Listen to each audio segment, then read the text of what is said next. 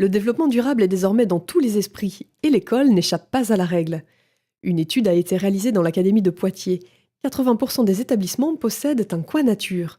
63% déclarent l'utiliser pour mener des actions pédagogiques avec les élèves, tous niveaux confondus, même si les lycées sont moins bien dotés. Le jardin potager est le plus souvent présent. Il est le point de départ de travaux variés et facilite les croisements avec d'autres thématiques, comme le gaspillage alimentaire, la nutrition, les saisons. Un composteur complète quasi systématiquement le dispositif. Des hôtels à insectes équipent 30% des établissements. Viennent ensuite les nichoirs et les friches. Les mares restent l'apanage des enseignants les plus convaincus. L'utilisation des coins nature dans le premier degré est très forte en maternelle. Elle décroît ensuite avec les années. En collège, l'utilisation est très fréquente en 6e, programme de SVT oblige. Mais l'étude de la biodiversité en seconde ne provoque pas le même effet au lycée. L'observation du terrain semble ici s'effectuer en dehors de l'établissement. L'exploitation pédagogique ne se limite pas à l'inventaire de la faune et de la flore. L'Académie de Poitiers a créé un blog qui rassemble des tas d'idées et des modes d'emploi pour aménager un jardin, créer une mare, observer les oiseaux ou les insectes. Rendez-vous sur Ce jardin, il a été conçu il y a 5 ans. Je suis parti d'un jeu de loi, grandeur nature, qui fait 60 mètres de long avec 60 cases où les enfants circulent. Le jeu de loi est divisé en 5 parties, en fonction des 5 sens. Au début du jeu, il y a la partie goûter, avec tous les éléments qui s'articulent autour, le verger. Ensuite, nous avons des fraises, des myrtillers, des groseilles, des framboises. Et de l'autre côté, nous avons le potager où nous avons des potimarrons et des poireaux. Voilà, ça c'est pour la partie goûter. Et au sein de la partie goûter, nous avons des plantes aromatiques avec lesquelles on peut faire des potages.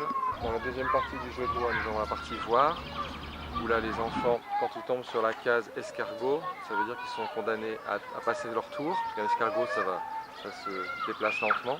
Et pendant ce temps, ils ont accès à des jumelles et des loupes pour observer des choses dans le jardin. La troisième partie du jeu de loi, c'est la partie toucher, où nous avons en parallèle un parcours sensoriel où les enfants déambulent pieds nus et permettent d'acquérir le vocabulaire lié au sens touché, à savoir dur, mou, lisse, rugueux, chaud, froid.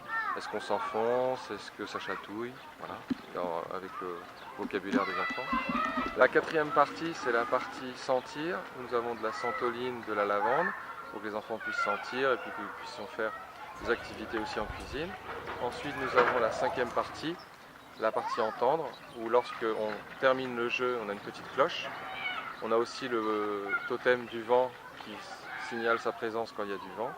Et dans une petite boîte aux lettres aussi, nous avons un jeu à mémorer des sons que nous avons fabriqué ensemble avec des éléments naturels. Et aussi, on a quelques appos pour imiter le son des oiseaux. Le jeu, c'est l'outil essentiel en maternelle. On s'en sert beaucoup pour les apprentissages. Et le jardin, j'utilise comme un ordinateur, comme un crayon. C'est un outil au service des apprentissages. Il y a beaucoup de compétences, alors notamment évidemment le langage, qui est un élément essentiel en maternelle. Alors tout ce qui est le vocabulaire autour du jardin, bêcher, guiner, arroser, récolter, et puis tous les outils aussi. Donc on apprend, c'est tout un apprentissage, les outils, et puis ensuite tous les fruits, les légumes, les familles. Donc le premier objectif c'est le langage, acquérir vraiment beaucoup de vocabulaire.